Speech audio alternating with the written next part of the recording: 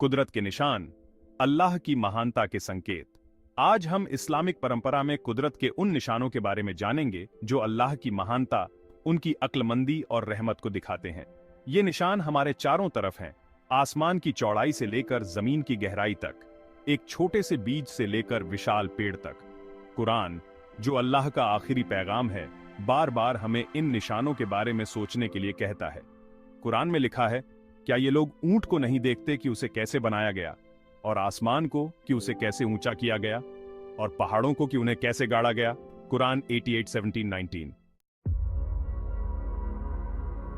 जब हम रात में आसमान की तरफ देखते हैं तो हमें बहुत सारे तारे दिखाई देते हैं। ये तारे, जो हमें छोटे छोटे बिंदुओं जैसे दिखते हैं, असल में बहुत बड़े बड़े आग के गोले हैं जो हमसे लाखों करोड़ों मील दूर हैं। और अनगिनत तारों को चमकते हुए देखकर हमें एहसास होता है कि हम कितने छोटे हैं और ये ब्रह्मांड कितना बड़ा है। हर तारा, हर ग्रह, हर उल्का पिंड, सब एक निश्चित क्रम में घूम रहे हैं। तो क्या हम कभी सोचते हैं कि यह विशाल ब्रह्मांड कैसे बना? यह सवाल हमें ब्रह्मांड की उत्पत्ति और उसकी जटिलता के बारे में सोचने पर मजबूर करता है। वैज्ञानिकों ने इस पर बहुत से सिद्धांत दिए हैं, लेकिन कुरान में इसका एक स्पष्ट जवाब मिलता है। कुरान में अल्लाह ने फरमाया है, उसने 7 आसमानों को परतों में बनाया। ये आयत हमें बताती है कि ब्रह्मांड को एक सोची समझी योजना के साथ बनाया गया है। ये कोई संयोग नहीं है, बल्कि एक बहुत बड़ी शक्ति की योजना का हिस्सा है। रहमत वाले की बनाई हुई चीजों में कोई कमी नहीं पाओगे।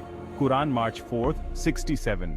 यह आयत हमें यह भी बताती है कि अल्लाह ने जो कुछ भी बनाया है उसमें एक अद्भुत संतुलन और सुंदरता है।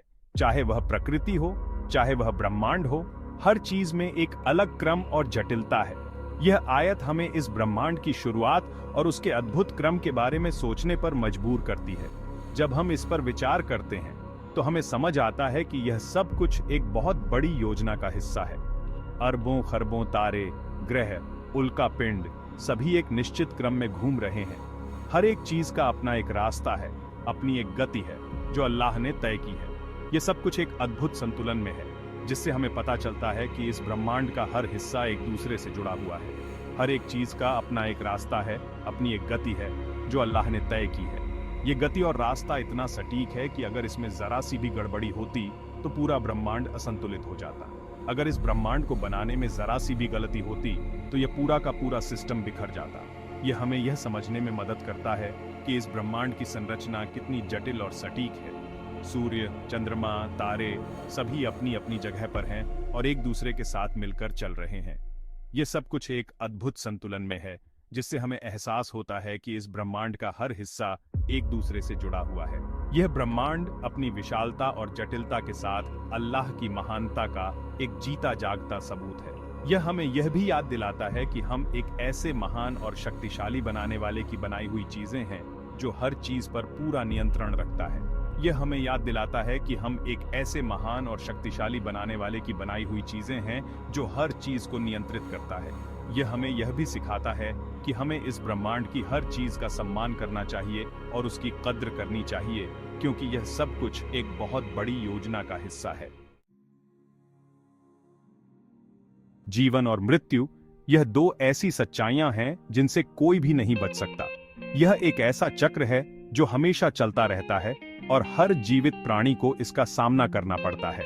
कुरान में अल्लाह ने फरमाया है, रात और दिन का बदलना, बारिश और पेड़ पौधों का उगना सोचने वालों के लिए निशानी है। कुरान 2:164। यह आयत हमें यह समझने का मौका देती है कि प्रकृति के हर पहलू में एक गहरा संदेश छिपा है।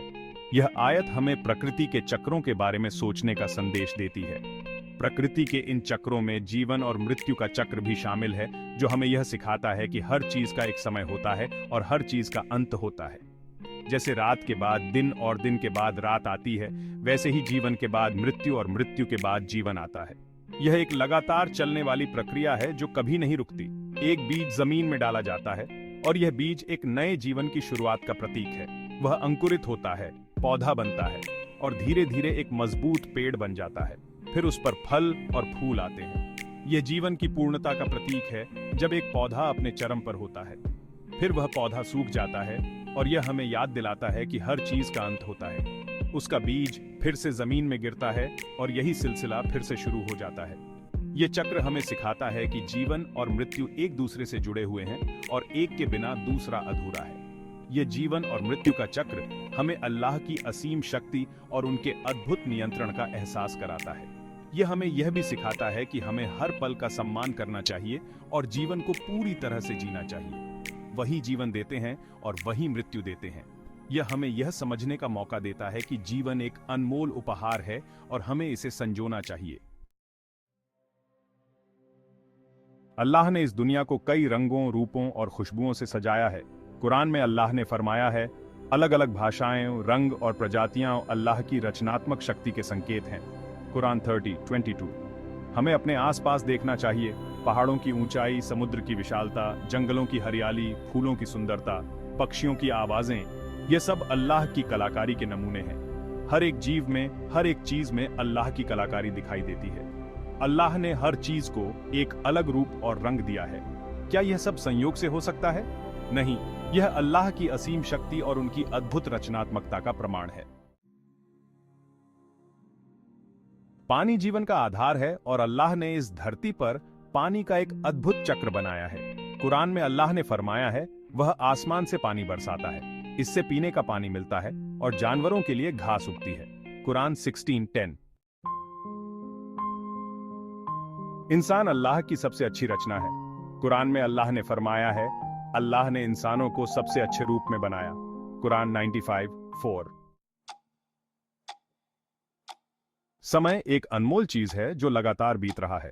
कुरान में अल्लाह ने फरमाया है, अल्लाह समय की कसम खाता है ताकि इंसानों को उनके कम समय के जीवन और अच्छे कर्मों की अहमियत याद रहे।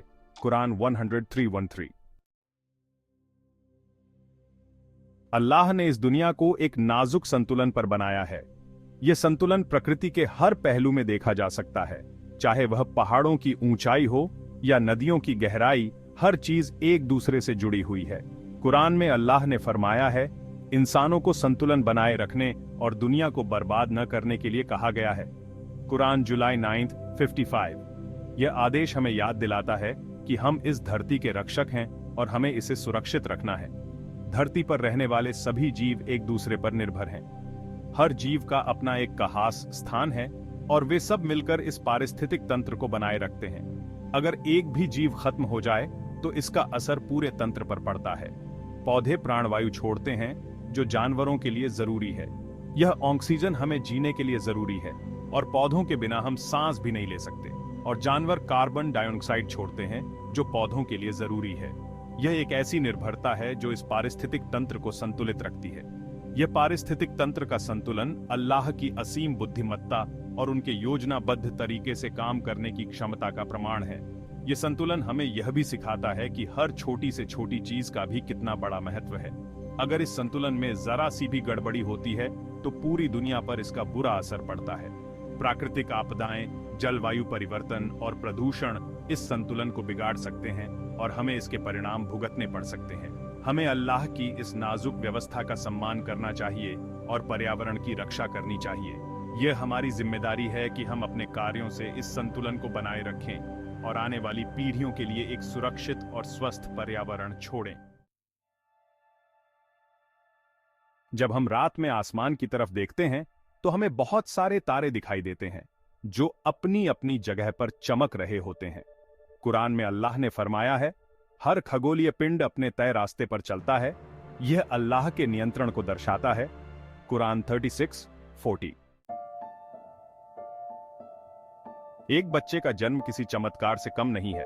कुरान में अल्लाह ने फरमाया है, एक बूंद से बच्चे के जन्म लेने तक की प्रक्रिया को अल्लाह के ज्ञान और शक्ति का चमत्कार बताया गया है। कुरान 23 December 14। अल्लाह ने इस दुनिया को एक साथ बनाया है जहां हर चीज एक दूसरे से जुड़ी हुई है। कुरान में अल्लाह ने फरमाया है, क्या जिन लोगों ने इनकार किया उन्होंने नहीं सोचा कि आसमान और जमीन पहले एक ही थे और हमने उन्हें अलग किया। कुरान 21:30। इन निशानों को देखकर हम अल्लाह की महानता, उनकी बुद्धिमत्ता और उनकी रहमत को समझ सकते हैं। यह हमें विनम्रता, कृतज्ञता और अल्लाह से जुड़ने के लिए प्रेरित करता है।